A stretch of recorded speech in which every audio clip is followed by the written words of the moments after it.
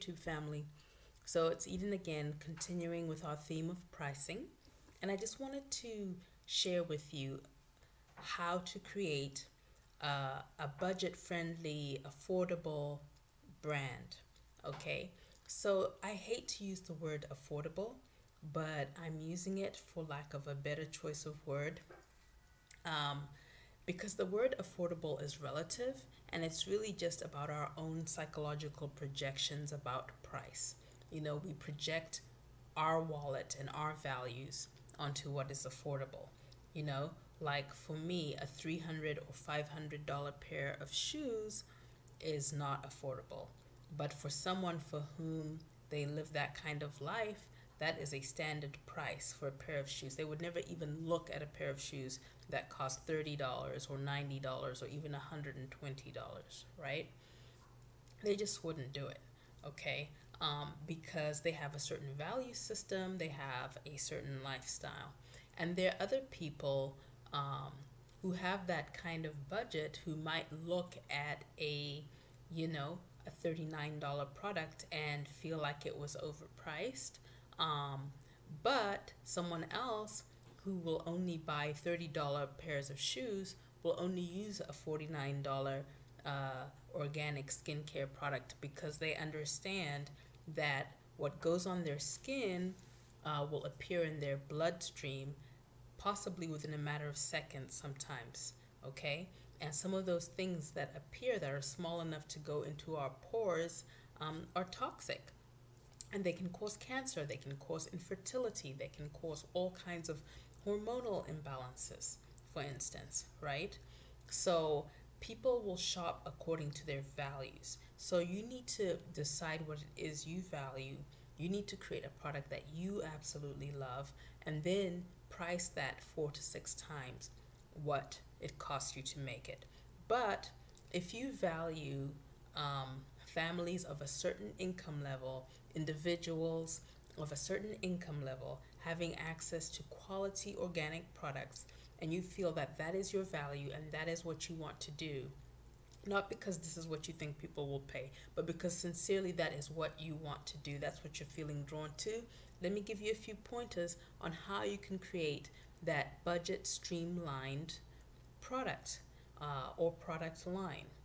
What you want to do is really streamline your ingredients. So that does not mean choosing inferior ingredients, but it does mean limiting the amount. There are two ways you can do it. You can limit the amount of ingredients you use. So you use one oil, okay? Maybe an oil and a butter if a butter is necessary, right?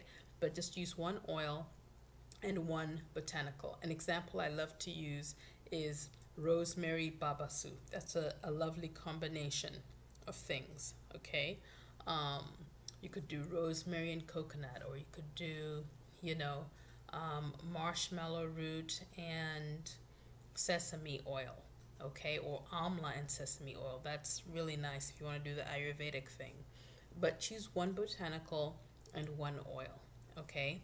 And try to choose something that's not going to break the bank. I would not use, say, prickly pear oil, which is very, very, very expensive. I would go with something like rice bran oil or, coconut oil or sesame oil. Something that is still an exquisite oil but costs a little less. Abyssinian oil, okay?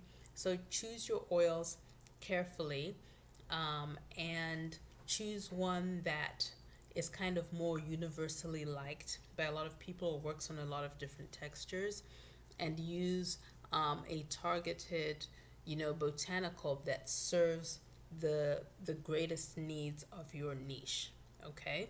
So if your niche is sort of hair breakage, hair loss, or hair growth, then you want to choose an herb that is known for strengthening hair and for growing hair faster, for example. And so, so your ingredients would be in the babasu rosemary would be water, which, okay, distilled water is inexpensive, organic rosemary leaf, organic babasu oil, and then you'd have your cosmetic ingredients, which tend to be less expensive, right? A nice natural preservative, maybe one essential oil, okay? Or if you must use a fragrance oil, a phthalate-free fragrance oil. So just do really, really simple things, as opposed to having 3 different oils and, 2 or 3 different botanical extracts. Then you're going to immediately shoot up to the $19 range, and so forth, right? So the fewer things you have, the more you can afford to buy those things by the gallon or by 5 gallons, right? 5 pounds of herbs, buy more of the cosmetic chemicals. So that automatically is going to reduce your price. So instead of it costing you,